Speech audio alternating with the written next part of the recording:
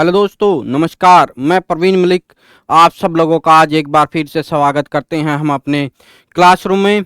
दोस्तों, जैसा कि हमने अपना चालू किया हुआ है भारतीय राज्य व्यवस्था और प्रशासन, आज उसी क्रम को आगे बढ़ाते हुए हमें चर्चा करनी है दोस्तों। किस पे? भारत की जो विधायिका है, जिसको हम संसद बोलते हैं, यानी कि हमारा जो कार्यपालिका का जो टॉपिक है वो ख़त्म हो गया है। अब इसके बाद अब हम आगे चलते हैं भारत की विधायिका की तरफ। हम, जैसा आप सब लोगों को पता है, आप हमारे साथ जुड़े हुए हैं, तो दोस्तों हमने भारत के संविधान के भाग 5 को पढ़ना स्टार्ट किया है। भाग 5 में हमने देखा था दोस्तों, पढ़ना है हमें कहाँ से, आर्टिकल 52 से आर्टिकल 51 तक। इसको 3 हिस्सों में मैंने आपको बताया था। एक हिस्सा इसमें कार्यपालिका है, दूसरा हिस्सा हमें इसमें विधायिका है। क्या है? विधायिका। आगे हमें पढ़ना है विधायिका। इसके बाद दोस्तों ये है हमारी न्यायपालिका। यानी कि दोस्तों इसमें हमें 3 हिस्सों में तोड़ के इसको पढ़ना था। कार्यपालिका, जो बच्चा हमारे साथ जुड़ा हुआ है हम उसका अध्ययन कर चुके हैं कार्यपालिका के बारे में।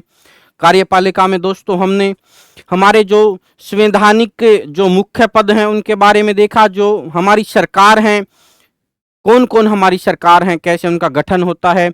आज हम देखेंगे दोस्तों हमारी विधायिका किस प्रकार से जो लोग हमारे द्वारा चुनकर संसद में पहुंचाए जाते हैं, क्या उनकी कार्यशैली है, किस आधार पर वो कार्य करते हैं और उनके चुनने का क्या प्रोसीजर है।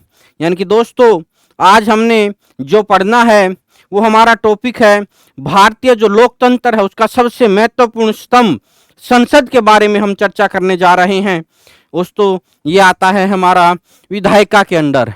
यानी कि इसका हम बात करेंगे आर्टिकल 79 से आर्टिकल 122, यानी कि आर्टिकल 79 से 122 के अंदर हम बात करेंगे विधायिका के बारे में। तो दोस्तों विधायिका होती क्या है? हमारा सबसे पहला जो बात हमारे अंदर आनी चाहिए कि ये विधायिका है क्या। दूसरे शब्दों में दोस्तों इसको व्यवस्थापिका भी बोलते हैं। व्यवस्थापिका यानी कि व्यवस्था को बनाने वाली। यानी कि दोस्तों क्या है ये? विधायिका या व्यवस्थापिका किसको बोलते हैं? वह संस्था जो देश में कानून बनाने का कार्य करे, देश में कानून बनाने का कार्य करे, कानून बनाने का कार्य करे। यानी कि दोस्तों आप सभी लोगों को पता है हमारे देश में कानून बनाने का कार्य कौन करते हैं? हमारे देश में कानून बनाने का कार्य संसद के द्वारा किया जाता है। तो दोस्तों हमारे यहाँ विधायिका को बोला जाता है क्या? संसद। संसद बोला जाता है। प्रत्येक देश में जो वहाँ की विधायिका हैं उनको अलग अलग नामों से पुकारा जाता है। जैसे भारत में इसको संसद कहा जाता है, यूएसए यानी कि अमेरिका में इसको कांग्रेस नाम दिया गया है। दोस्तों ये कांग्रेस पार्टी नहीं, वहाँ की संसद को कांग्रेस कहा गया है। उसके बाद दोस्तों जो अगर हम देखते हैं जैसे जापान में उसको डाइट कहा गया है। तो दोस्तों ये संसद के अंदर आते हैं। इनकी संसद भारत में कहा गया है और कांग्रेस इसको कहा गया है यूएसए यानी अमेरिका, और इसको डाइट कहा गया है जापान में। ये कुछ एग्जाम्पल हैं जहां पर संसद को क्या नाम से जाना जाता है या विधायिका है उसको हम किस नाम से जानते हैं।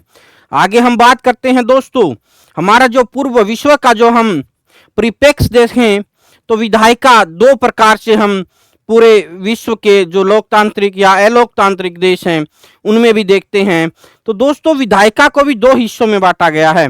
दोस्तों एक है एक सदन वाली विधायिका, एक सदन वाली विधायिका, और एक है द्विसदनीय विधायिका।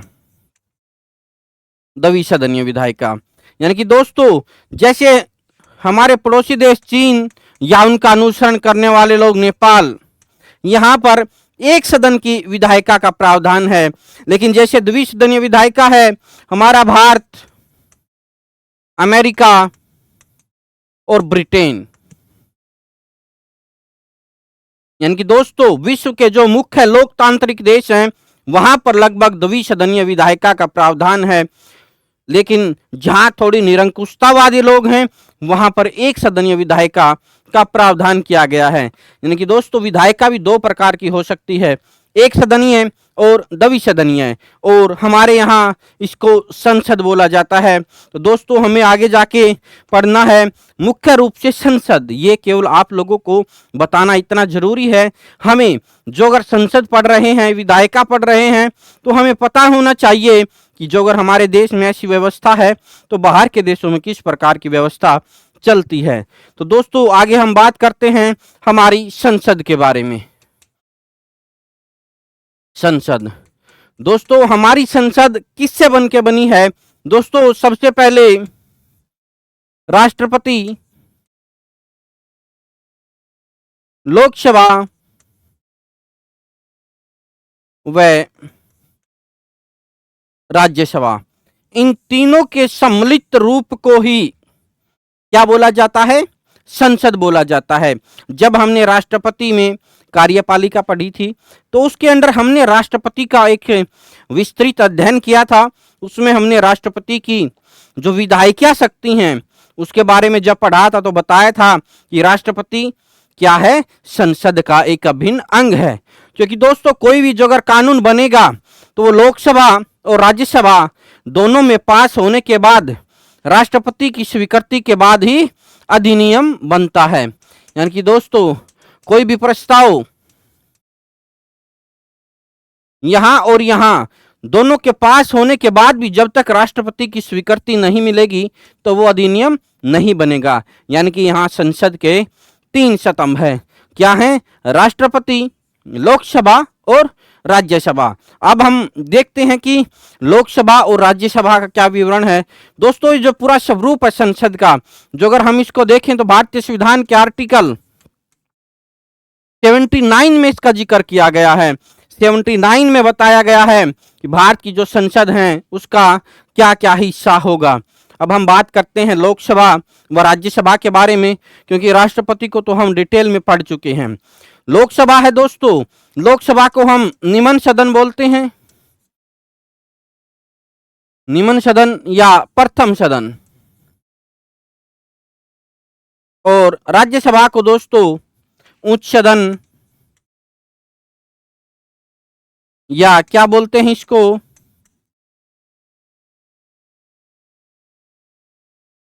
द्वितीय सदन बोला जाता है। और दोस्तों जो लोकसभा हमें पढ़नी है वो मिलेगा हमें आर्टिकल 81, और राज्यसभा हम पढ़ेंगे आर्टिकल 80 के बारे में राज्यसभा में बताया गया है। ये भारतीय संविधान का आर्टिकल 80 बताता है राज्यसभा के बारे में, और आर्टिकल 81 बताता है लोकसभा के बारे में। दोस्तों लोकसभा को हम निम्न सदन बोलते हैं, राज्यसभा को हम उच्च सदन बोलते हैं, या इसको द्वितीय सदन भी बताया गया है, और इसको प्रथम सदन, यानी कि हमारी व्यवस्था कैसी हुई? ये द्विसदनीय हुई। यानी कि दोस्तों और जो राज्यसभा है इसको स्थायी सदन भी बोला जाता है, स्थायी सदन भी बोला जाता है। क्योंकि दोस्तों जो लोकसभा है उसका कार्यकाल 5 वर्ष है, लोकसभा को भंग किया जा सकता है, लेकिन राज्यसभा का जो कार्यकाल है वो सदस्यों का 6 वर्ष है, लेकिन राज्यसभा को भंग नहीं किया जाता, केवल इनके सदस्यों का बदलाव हो जाता है। वो कैसे होता है वो इन डिटेल हम जब इनको पढ़ेंगे तो उनके बारे में बताएंगे। आज हम सबसे पहले पढ़ेंगे लोकसभा के बारे में, क्योंकि लोकसभा वो कार्य क्षेत्र है जो कि एक वास्तविक शक्ति जिसके पास है, जो हम लोग डायरेक्ट चुनकर भेजते हैं। तो दोस्तों हमारा टॉपिक है लोकसभा। लोकसभा के बारे में जानने से पहले दोस्तों हम चीज और जानेंगे। जैसे हमने बताया था एक सदनीय और द्विसदनीय, चलते चलते जो अगर हम यहाँ पहुंच गए हैं तो उसके बारे में जानना भी हमारा जरूरी है। दोस्तों द्विसदनीय व्यवस्था क्यों बनाई गई? द्विसदनीय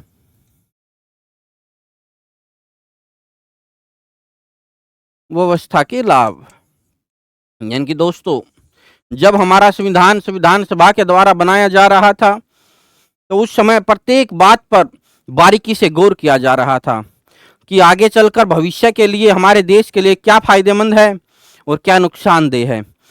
उस हिसाब से दोस्तों हमारे यहाँ द्विसदनीय व्यवस्था बनाई गई।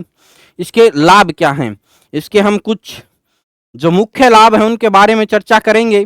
दोस्तों सबसे पहले तो जो संविधान सभा थी वो भी एक राजनीतिक संस्था थी, उसमें शामिल होने वाले जो लोग थे वो राजनीतिक थे।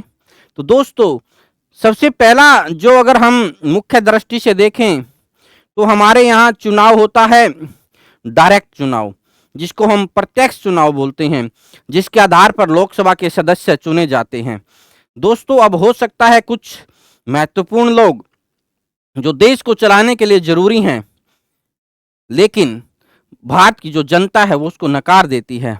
तो दोस्तों राजनेताओं ने अपनी सुरक्षा के लिए एक चोर दरवाजा बनाया, जिसको हम बोलते हैं, या ये मानिए कि कुछ जरूरी लोगों को वहां तक पहुंचाने के लिए ये व्यवस्था की गई। ये मजाक वाली बात है कि एक चोर दरवाजा है, लेकिन जो अगर हम बैठकर आम जनमानस के हिसाब से देखते हैं तो ये ऐसा भी है कि यहाँ पर घोड़ों की दौड़ में गधों को दौड़ा दिया जाता है, क्योंकि वो लोग जो चुनाव हार गए हैं या वो लोग जो चुनाव में जाने की हिम्मत नहीं करते, वो लोग राज्यसभा से चुनकर डायरेक्ट हमारा जो प्रतिनिधित्व करते हैं। तो दोस्तों हम देखते हैं द्विसदनीय व्यवस्था के लाभ क्या हैं। द्विसदनीय व्यवस्था में जो हमें बताया गया है कि जो द्वितीय सदन है उसका बनाने का लाभ क्या है। सबसे पहला लाभ है कि इससे सभी क्षेत्रों, समाज व समुदाय को उचित प्रतिनिधित्व मिलता है,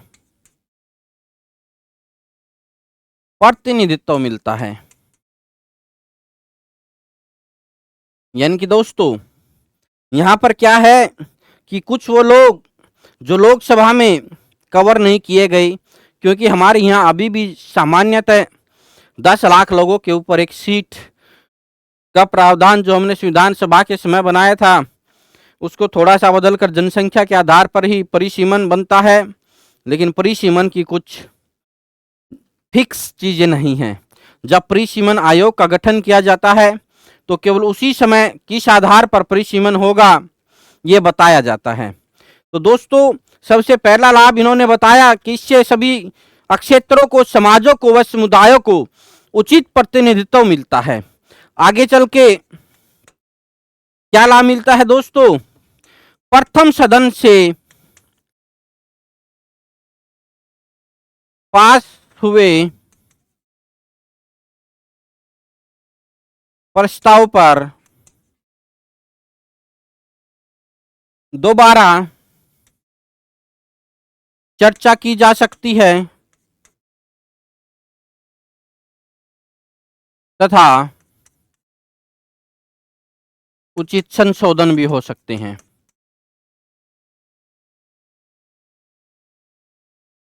यानी कि दोस्तों क्या बताया गया है, जो अगर हमारे पास एक सदन होता तो उसमें क्या होता, जो हमारा प्रस्ताव है हम उसको पास करते और वो कानून का रूप ले लेता। लेकिन यहाँ क्या है, एक सदन से प्रस्ताव पास होकर दूसरे सदन में जाएगा, उसमें भी उस प्रस्ताव के जो बिंदु हैं उनके ऊपर चर्चा होगी, उसमें वहां पर आकलन किया जाएगा क्या यह प्रस्ताव सही है, जो अगर उसमें कुछ त्रुटियां हैं या कुछ ऐसा है कि इसको हम ठीक कर सकते हैं दोस्तों, तो उसको वापस भेजकर ठीक किया जा सकता है, वहां पर चर्चा होती है। नंबर 3, प्रथम सदन की जो निरंकुशता है, यानी कि दोस्तों जो अगर केवल एक सदन होता तो जो निरंकुशता की जो प्रवृत्ति है वो ज्यादा बढ़ती देश में, तो इस निरंकुशता की जो प्रवृत्ति है उसको रोकने के लिए भी द्वितीय सदन का महत्व है। इसके बाद दोस्तों जैसा कि हमने बताया था आपको, आगे चल के नंबर 4 बिंदु क्या है, नंबर 4 बिंदु क्या कहता है, जो सबसे इंपॉर्टेंट जिसके लिए रखा है, जिसको तोड़ चोर दरवाजे बोलते हैं, सुयोग्य लोगों को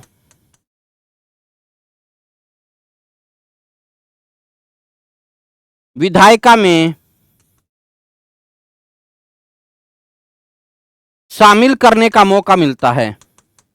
यानी कि दोस्तों वो इतने सुयोग्य लोग जो या तो इलेक्शन हार गए या वो इलेक्शन लड़ना नहीं चाहते, उन सुयोग्य लोगों को यहाँ पर डायरेक्ट हमारा प्रतिनिधित्व करने का मौका दिया जाता है। ये कुछ हमारे लिए कुछ लाभदायक मुख्य बातें थी जिससे द्विसदनीय व्यवस्था को हमारे देश में रखा गया। आगे हम चर्चा करने जा रहे हैं लोकसभा के बारे में। लोकसभा क्या है? लोकसभा जिसको हम लोअर हाउस भी बोलते हैं और निम्न सदन जिसको आम भाषा में बोला जाता है, और ये हमें मिलता है आर्टिकल 81 के अंडर। इनके दोस्तों लोकसभा का स्वरूप क्या है?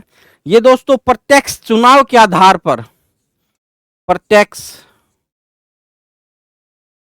चुनाव के आधार पर लोकसभा के सदस्यों को चुना जाता है। प्रत्यक्ष चुनाव होते हैं जिनको हम आम चुनाव बोलते हैं, जिनको क्या बोलते हैं? आम चुनाव, जो कि प्रत्येक 5 वर्ष में सामान्यतः होते हैं। इनकी अवधि 5 वर्ष होती है, जिसको हम आर्टिकल 83 के माध्यम से पता करते हैं।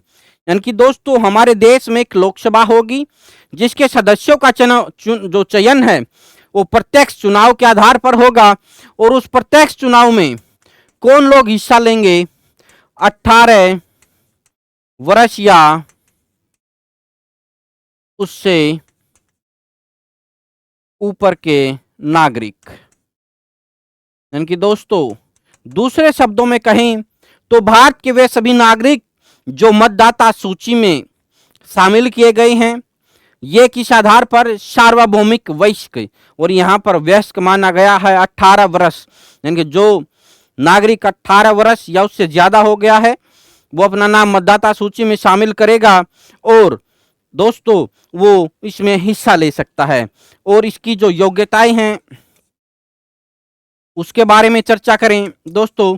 सबसे पहले तो वो भारत का नागरिक होना चाहिए, इसके बाद उसकी उम्र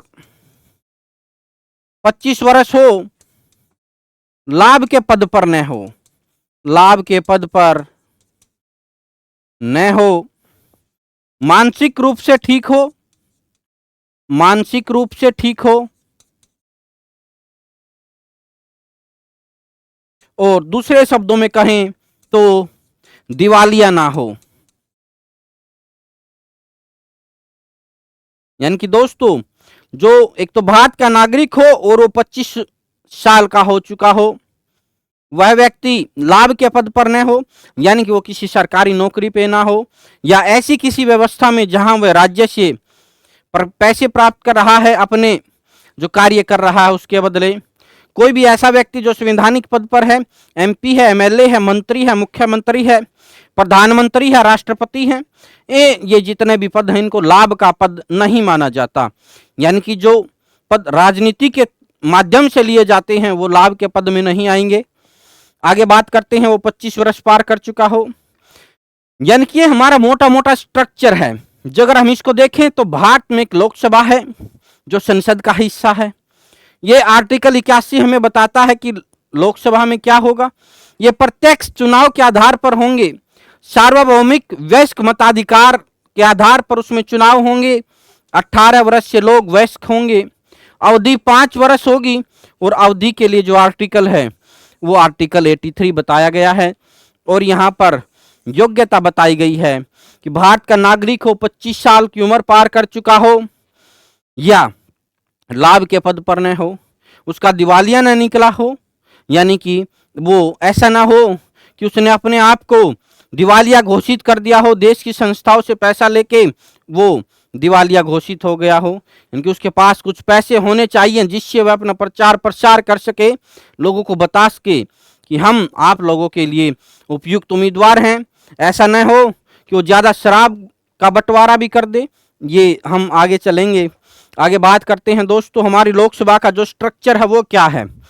दोस्तों जब 1954 में राज्य पुनर्गठन आयोग के बाद हमारी सीटों का आकलन किया गया तो दोस्तों 525 सीट थी, यानी कि दोस्तों 525 सीट फिक्स की गई थी। उसके बाद दोस्तों 1971 में 31वें संविधान संशोधन के माध्यम से, और ये कब होता है 1931 में 31वें संविधान संशोधन के माध्यम से जो लोकसभा की सीट हैं वो 552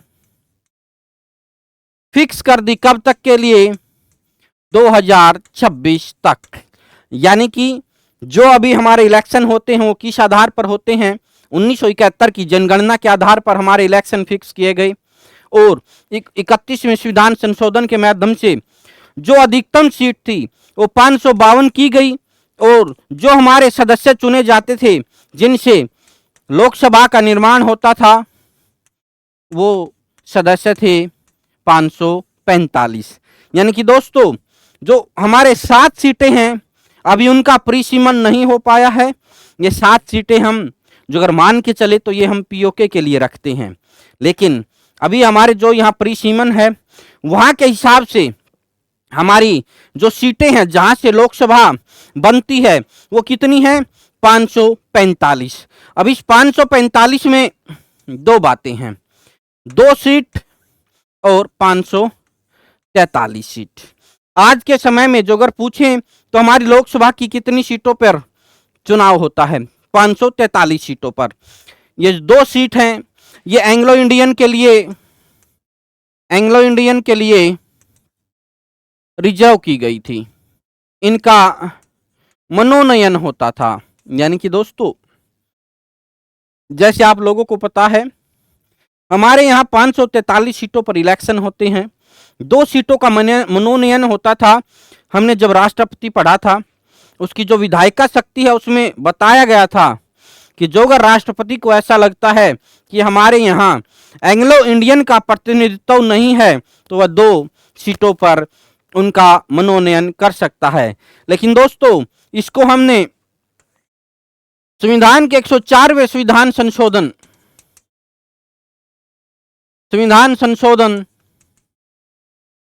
2019 में खत्म कर दिया गया, यानी कि 104वें संविधान संशोधन में इसको खत्म कर दिया गया और इसका प्रावधान था आर्टिकल 331 में। यानी कि भारतीय संविधान का आर्टिकल 331 राष्ट्रपति को पावर देता था जो अगर हमारे यहाँ एंग्लो इंडियन का प्रतिनिधित्व नहीं है तो राष्ट्रपति 2 सदस्यों का मनोनीत कर सकता था, जिसको 2019 में 104वें संविधान संशोधन के माध्यम से खत्म कर दिया गया है। तो दोस्तों अब हमारे यहाँ जो सीटें हैं वो हैं 543। इन सीटों पर इलेक्शन होता है और इसमें भी दोस्तों कितनी सीट 530 सीट और 13 सीट। 530 सीट दोस्तों राज्यों के लिए निर्धारित हैं और 13 सीट जो हमारे केंद्र शासित प्रदेश हैं, केंद्र शासित प्रदेशों के लिए निर्धारित हैं। यानी कि दोस्तों 520 सीट हैं, 30 सीट हैं उनके ऊपर इलेक्शंस होते हैं राज्यों में। अब यहां पर दोस्तों क्या है, आप लोग जो इतिहास पढ़ते हैं तो हमारे इतिहास में घटना घटी थी 1932 में पूना पैक्ट। पूना पैक्ट में दोस्तों क्या था, अंग्रेजों ने 1909 मार्लेमेंटो सुधार में मुसलमानों के लिए अलग निर्वाचन प्रणाली बनाई। 1919 मोंटेगू चैम्सफोर्ड में अलग धर्म के आधार पर मुस्लिम, सिख, ईसाई व अन्य के आधार पर जो चुनाव प्रणाली है वो बनाई। और उसके बाद दोस्तों इन्होंने हमारा जो सामान्य वर्ग है उसको भी बांटने का प्रयास किया, और इन्होंने जो हमारे दलित भाई हैं उनके लिए भी कोशिश की हमसे अलग करने की, लेकिन उसके विरोध में हमारे महात्मा गांधी जी जेल में ही अनशन पर बैठ गए, और वहां पर महात्मा गांधी व अंबेडकर जी के मध्य एक पुनः पैक्ट हुआ, जिसमें महात्मा गांधी जी ने उनको गारंटी दी कि हम अपनी सीटों के अंदर ही अपने भाइयों के लिए, उनके उत्थान के लिए अपनी सामान्य सीटों के अंदर ही रिजर्वेशन देंगे। और उस नीति को फॉलो करते हुए भारतीय संविधान का आर्टिकल 330, भारतीय संविधान का आर्टिकल 330 हमें यहाँ रिजर्वेशन पॉलिसी के बारे में बताता है। दोस्तों इसमें हम जो अगर बात करें तो हमारे 84 जो सीट हैं वो रिजर्व हैं शेड्यूल कास्ट के लिए, और जो 47 सीट हैं वो रिजर्व हैं शेड्यूल ट्राइब्स के लिए। शेड्यूल्ड कास्ट को दोस्तों हम बोलते हैं हमारा जो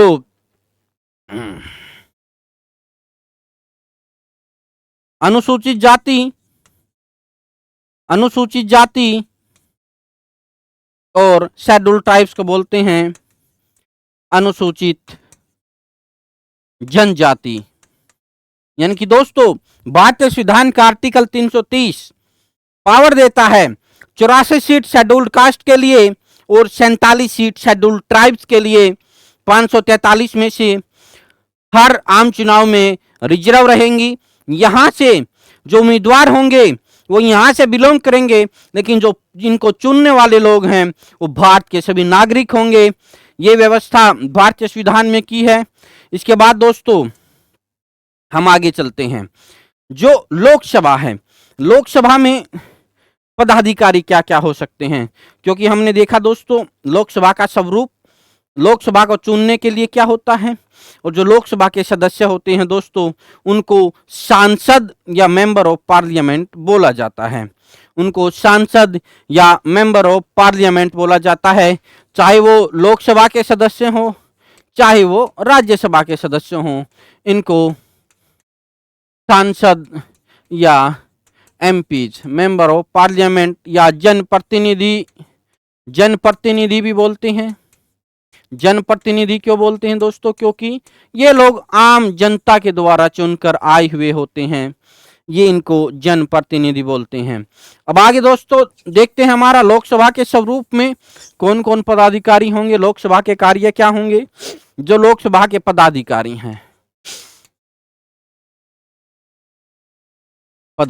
हैं दोस्तों, इसमें सबसे पहला जो पद है वो लोकसभा अध्यक्ष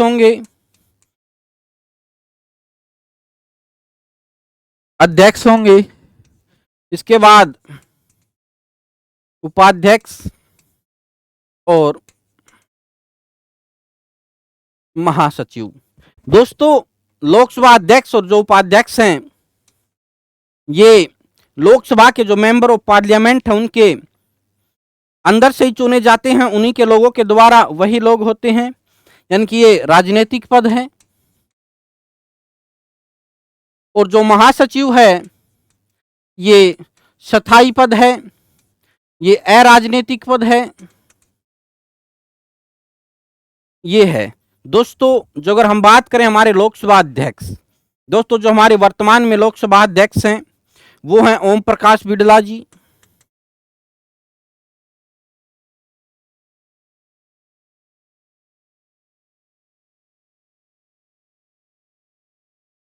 ओम प्रकाश बिड़ला जी ये हमारे वर्तमान हैं। और जो हमारे पहले लोकसभा अध्यक्ष रहे वो जीवी मावलंकर साहब रहे। जीवी मावलंकर ये हमारे लोकसभा के पहले अध्यक्ष रहे। इनको दोस्तों फादर ऑफ लोकसभा भी बोला जाता है। इनको दोस्तों फादर ऑफ लोकसभा भी बोला जाता है, जिनको टाइटल दिया गया है। इसके बाद दोस्तों हम देखते हैं हमारे उपाध्यक्ष।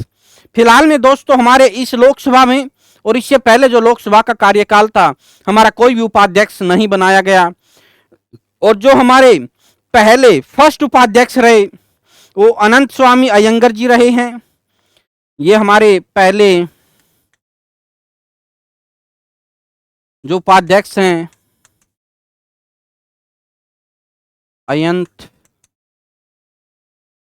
अयंगर साहब रहे हैं।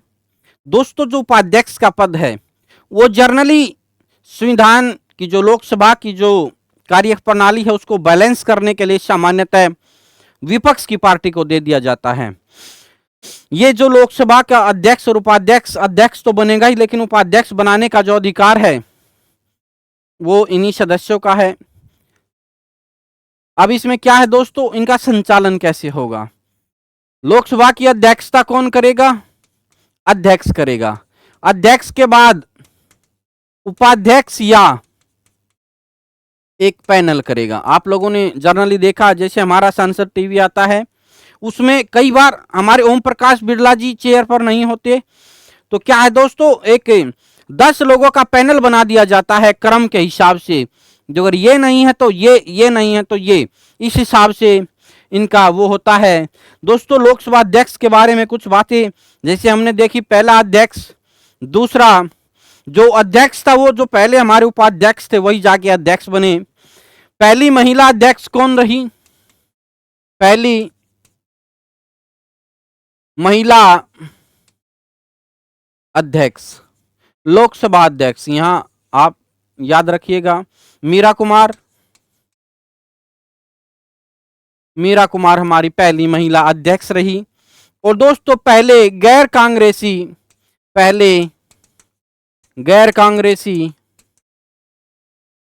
लोकसभा अध्यक्ष। ये इसलिए पढ़ते हैं दोस्तों क्योंकि हमारे जो देश में एक लंबा दौर चला कांग्रेस का जो शासन चला, जिसको जाके 1977 में बदला गया। भारत की जनता ने उनको बदल दिया। जनता सरकार की जब सरकार आई तो दोस्तों उसमें जो लोकसभा अध्यक्ष थे वो रहे नीलम संजीव रेड्डी।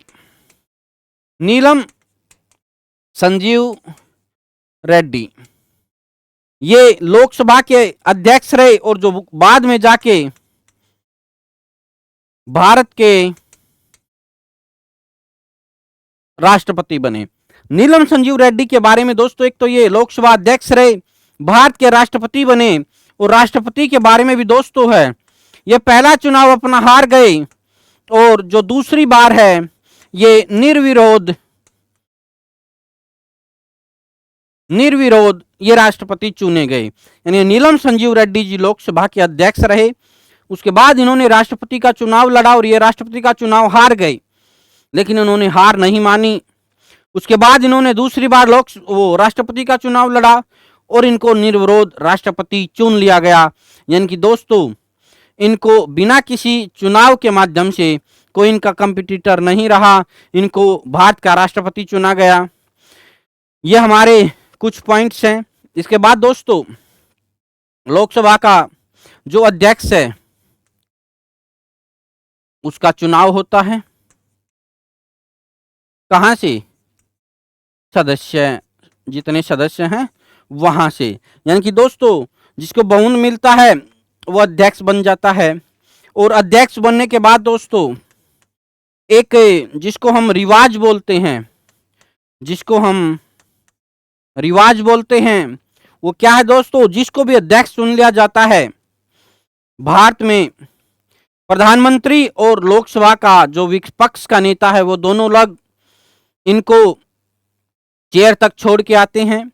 ये हमारे यहाँ क्या एक रिवाज है, यानी कि वो इसको चेयर पर बिठाते हैं कि हम आपको इस सदन को चुनने की शक्ति देते हैं, पावर देते हैं। ये एक प्रक्रिया है। दोस्तों आगे हम चलते हैं, लोकसभा में आगे क्या है। दोस्तों हमने अध्यक्ष देखा, उपाध्यक्ष फिलहाल में नहीं है। महासचिव स्थायी अधिकारी होता है, ये प्रशासनिक अधिकारियों में से किसी को चुना जाता है। दोस्तों जो हमारे अभी महासचिव हैं वो उत्पल कुमार जी हैं, और जो हमारे पहले ये महासचिव रहे हैं वो कौन रहे हैं इसके बारे में आप लोग देखिएगा जाके, आगे हम जाके देखते हैं। तो लोकसभा को चुनने के बाद दो चीजें हैं, एक पक्ष जो सरकार बनाता है जिसका बहुमत है, दूसरा है विपक्ष, दूसरा है विपक्ष। दोस्तों, जो हमारे बहुमत दल का नेता होता है प्रधानमंत्री, वो सदन का नेता होता है लोकसभा में, और जो हमारा विपक्ष का नेता है दोस्तों, वो सरकारें जो कि हमारे यहां विपक्ष में हार जाती हैं, जो जिनके पास बहुमत का आंकड़ा नहीं होता, उनको विपक्ष बोला जाता है। दोस्तों, हमारे यहां विपक्ष का नेता भी होता है, या इसको विरोधी दल का नेता भी बोला जाता है। दोस्तों, जब हमारा संविधान बना तो इस प्रकार की व्यवस्था 1977 से स्टार्ट हुई। विपक्ष का नेता, पहले इसको विरोधी नेता बोला जाता था। 1977 में अधिनियम के द्वारा इसको विपक्ष का नेता बोला, और इसके लिए कुल सीटों का 10% सीटें चुन के आना जरूरी है। क्यों? क्योंकि इस विपक्ष के नेता को कैबिनेट स्तर के मंत्री, कैबिनेट स्तर के मंत्री की सुविधाएं मिलती हैं।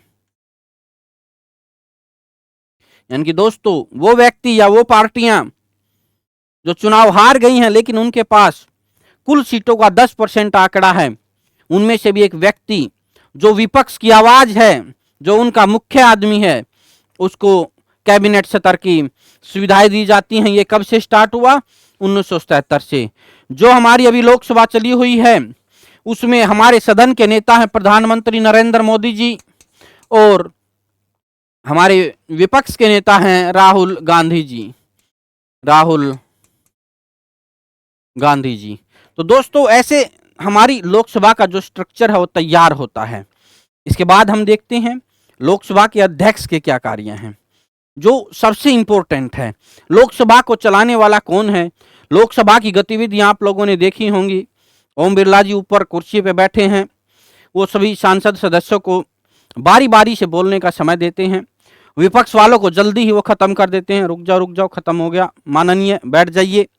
तो ये कार्य कौन करते हैं? लोकसभा अध्यक्ष करते हैं। अब हमें देखना कि लोकसभा अध्यक्ष के मुख्य कार्य क्या हैं। लोकसभा अध्यक्ष के मुख्य कार्य, लोकसभा अध्यक्ष जिसको हम स्पीकर भी बोलते हैं, जिसको हम स्पीकर भी बोलते हैं। दोस्तों, इसका जो सबसे पहला कार्य है, यह दोस्तों धन विधेयक है या नहीं, उसकी स्वीकृति देता है। यानी कि दोस्तों, राष्ट्रपति की स्वीकृति के बिना धन विधेयक लोकसभा में पेश नहीं होता। लेकिन धन विधेयक है या नहीं, इसका निर्णय कौन करेगा? लोकसभा का अध्यक्ष। इसके बाद दोस्तों, हम देखते हैं, हमने पढ़ा था संयुक्त अधिवेशन, संयुक्त अधिवेशन की अध्यक्षता, संयुक्त अधिवेशन की अध्यक्षता। ये दो इंपॉर्टेंट कार्य आपसे पूछे जाते हैं। संयुक्त अधिवेशन बुलाएगा कौन? राष्ट्रपति। अध्यक्षता कौन करेगा? लोकसभा का अध्यक्ष यानी कि स्पीकर साहब। और धन विधेयक की स्वीकृति लेंगे हम किससे? राष्ट्रपति से। लेकिन उससे पहले धन विधेयक है या नहीं, इसको नोटिफाई कौन करेगा? लोकसभा अध्यक्ष। इसके बाद दोस्तों, हम देखते हैं लोकसभा का संचालन, लोकसभा यानी सदन का संचालन, सदन का संचालन व कार्य विधि, यानी कि सदन का संचालन कौन करता है? लोकसभा अध्यक्ष, व लोकसभा अध्यक्ष की अनुपस्थिति में उसके द्वारा बनाया गया पैनल। ये लोकसभा की कार्यवाही देखते हैं। नंबर 4, क्या कार्य करेंगे दोस्तों? यह है सदस्यों के लिए क्रम निर्धारण व समय सीमा तय करते हैं।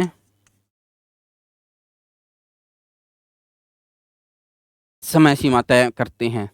नंबर 5, लोकसभा अध्यक्ष सदन में अनुशासन बनाए रखेगा।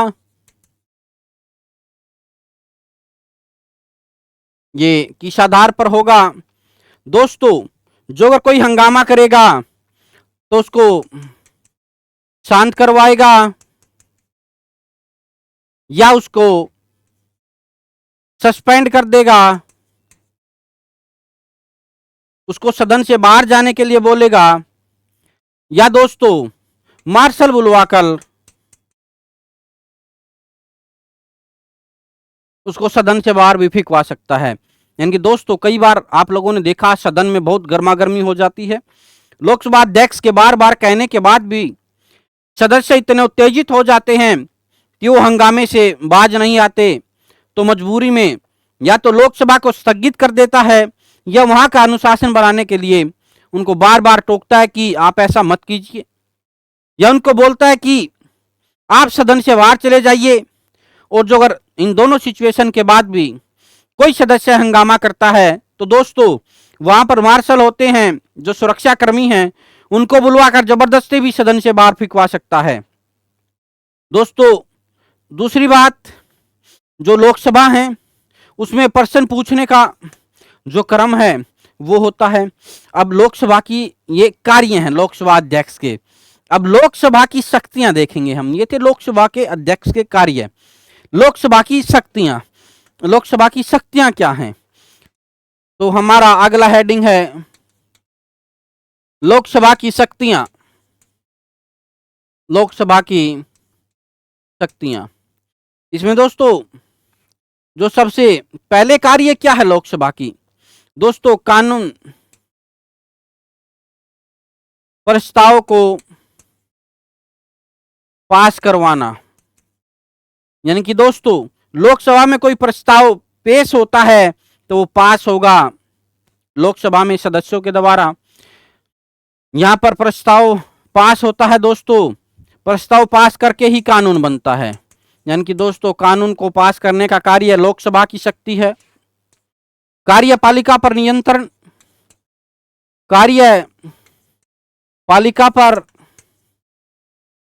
नियंत्रण करते हैं दोस्तों। कैसे? प्रश्न पूछकर, यानी कि जो सरकार के कार्य हैं उनके बारे में प्रश्न पूछ सकते हैं, पूरक प्रश्न पूछ सकते हैं, विश्वास प्रस्ताव ला सकते हैं किसी भी अधिनियम पर, और उनके खिलाफ अविश्वास प्रस्ताव लाकर लोकसभा है जो उसको भंग करने का भी कार्य, यानी कि सरकार को गिराने का कार्य भी कर सकते हैं। ये लोकसभा की शक्तियां हैं।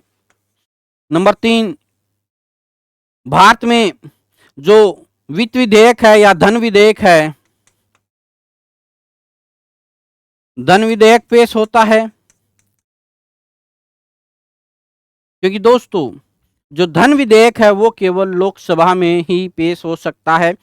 लोकसभा में धन विधेयक को पास करने के बाद जरूरी नहीं है राज्यसभा उसको पास करे या ना करे, 14 दिन के बाद वो अपने आप राष्ट्रपति के पास कानून बनने के लिए पहुंच जाता है। यानी कि जो वित्तीय शक्ति है, वो जो वित्तीय शक्ति है वो किसके पास है? लोकसभा के पास है। लोकसभा के पास वित्तीय शक्ति है। नंबर 4, आपातकालीन शक्तियों का प्रयोग कर सकते हैं, आपातकाल की घोषणा कर सकते हैं। आपातकालीन शक्तियों का प्रयोग, ये सब लोकसभा के कार्य हैं। तो दोस्तों आज हमने देखा भारत में विधायिका को स्टार्ट किया, किस प्रकार की विधायिका हैं, कौन कौन उसमें शामिल है। उसके बाद दोस्तों हमारा जो आज लोकसभा का टॉपिक है वो हम खत्म करते हैं। आगे जो अगर हमारी अगली कक्षा है उसमें हम राज्यसभा के बारे में देखेंगे। तो दोस्तों आज के लिए इतना ही। धन्यवाद, नमस्कार, जय हिंद।